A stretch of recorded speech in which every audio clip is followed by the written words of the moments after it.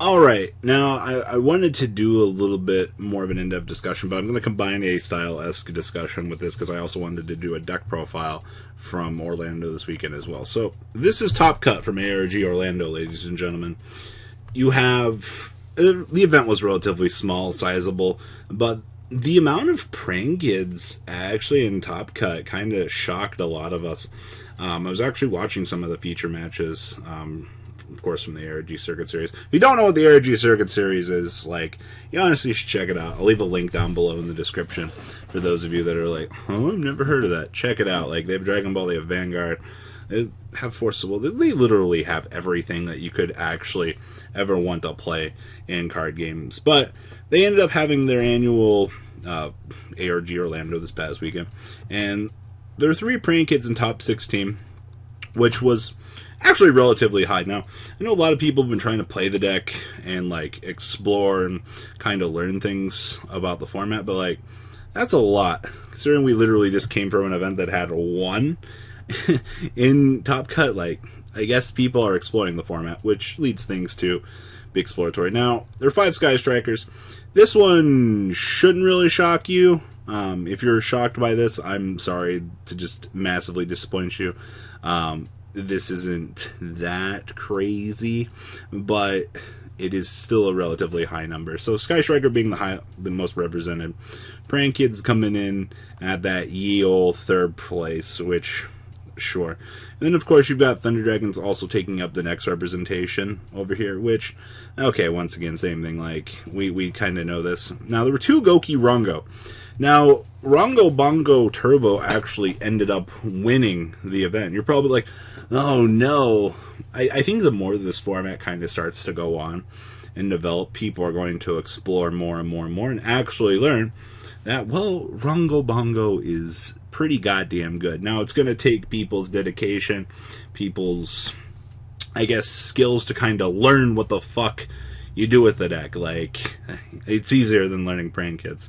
Trust me on that. Like, if you want a relatively easy to learn deck, go play yourself some Rongo Bongo Turbo, and you can make it. Now, in the finals, it was Pendulum Magician versus Rongo Bongo, and Bar was telling me that Rongo just won the event because I kind of went to bed before the finals. But Rongo taking it all, and Pendulum making it to the finals. Is everybody just kind of underestimating the power of pendulums at this point? Like, I don't know what's kind of going on here, at least in terms of exploratory, like, assets and things like that. And then 1 Altergeist in top 16.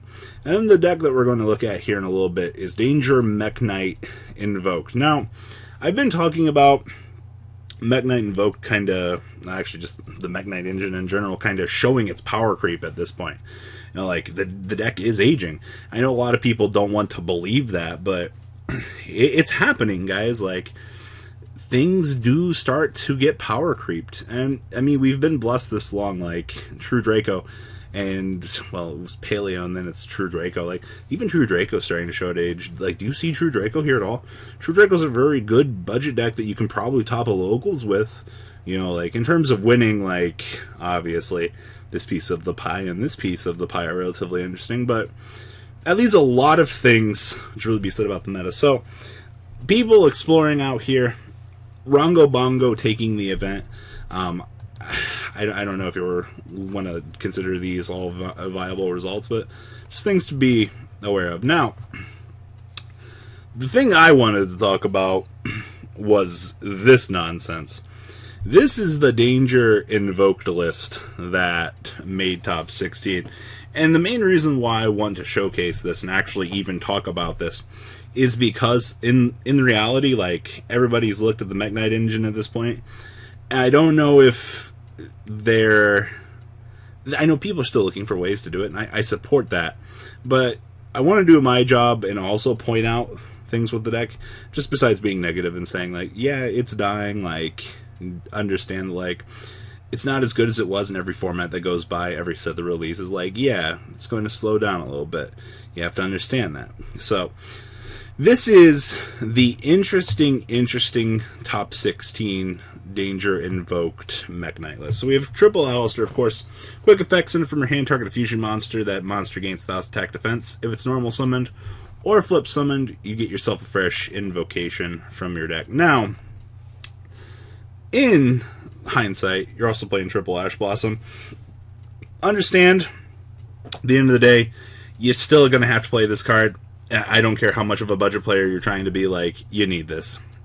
Now, the Danger Engine kind of just gets you further into the deck, gets you more resources to kind of capitalize. That way, you know, you get full invocation value and things like that. And just more resources to get to Mekk-Knights. Like, it's not a bad thing. So we have 2 copies of Bigfoot.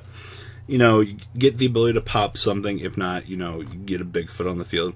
El Chupacabra gets you the ability to set up more of your engine, especially from the graveyard. Doggo Man granting more draw power. Like, that's all I ever want to do with this card is just draw. And of course, triple copies of Nessie. I'm still convinced that Nessie is the best one. This one lets you add a danger from your deck to your hand. Thunderbird, this card kind of sucks, but I understand for if you're playing the engine this spread out, you do have the means to pop a back row, and honestly, clearing off a back row resource from your opponent, depending on how the game state is going, might not be a bad thing for what it's worth. 2 copies of Mr. Jackie Lope. Once again, like, we're playing the whole danger package. Everybody except for Mothman. 2 copies of Feck Veller, once again, just hand traps, and 2 copies of Ghost Ogre, rounding out his choice on hand traps. Like, this is pretty standard, I would feel, for Mekk-Knight. Like, I don't see any real reason to change it. Now, moving on along, we're packing a relatively decent Mekk-Knight engine. We've got triple blue sky, 1 indigo, 2 triple purple, and 1 red. We're not playing yellow, but I think he probably put a little bit more value into red, per se, to kind of clean up a lot of the situations that you might find yourself just needing to move something out of the way and kill it. Like, seems pretty good. And then 2 copies of Invocation. We're not being ballsy, we're not playing 1 because we've maxed out triple copies of Alistair for this very reason. We have 2 copies of Magical Meltdown, once again maximizing our Alistair revenue. Triple copies of Mind Control, nothing else to really say here. If your opponent puts up something that you don't want to fucking deal with, just move it on over and link away with it. Literally any core normal summon in this deck plus Mind Control get you into Mr. Invoker. So do keep that in mind. Now we do have 1 copy of Monster Reborn, just generalized extenders to kill your opponent. Only 1 desires for 46 cards. I find this a little bit sketch, but I assume it worked out for him, so we can't really complain too much about it.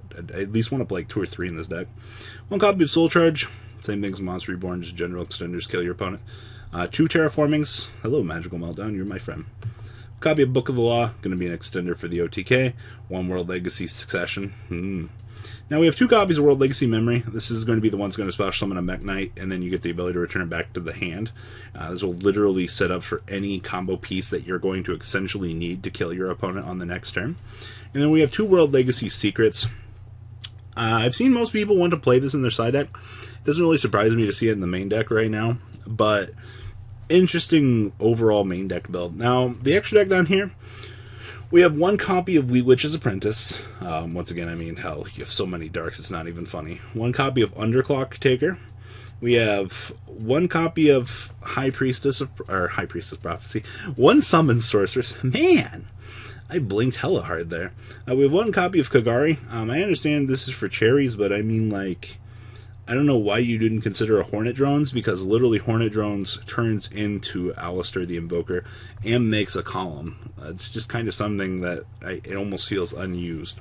1 Mekk-Knight Spectrum Supreme. Hell yes, we can make this. 2 copies of Morningstar, just a little bit more value meant here. And I mean, just World Legacy support in general. 1 copy of Unicorn to move out those annoying pesky back row. 1 copy of Boral Sword Dragon, 1 Boral Dragon, and 1 Alistair the Invoker of Madness, along with Purgatrio, 2 Macabre, and 1 Caligula. In the side deck, we have triple copies of Prankerops. It's just a prank, bro. Copy of Ghost Ogre, triple copies of Ghost Reaper and Winter Cherries, triple Book of Eclipse, 2 Called by the Grave, and a triple Twin Twister. Wrapping this up. Like I said, ARG Orlando might have been a small event, but like, in hindsight, like, it goes to show that, like, the power of the format is starting to develop, and it's relatively interesting for the most part. Just like Rongo Bongo's so underrated, but like it and Pendulum Magicians can get people there, and that's a good thing. So guys, what do you think about this deck? Please leave a comment down below to what you guys think, and well guys, catch you on the ride never, well, truly ends. Thank you, patrons. Without you guys, I don't know what I'd be wearing in these videos. I might be a Truffle Shuffle incident all over again. Guys, please also check out Vanquil 40 for some awesome Vanguard content. Some other interesting stuff you might find up here on the left or in the description as well. Thanks for watching.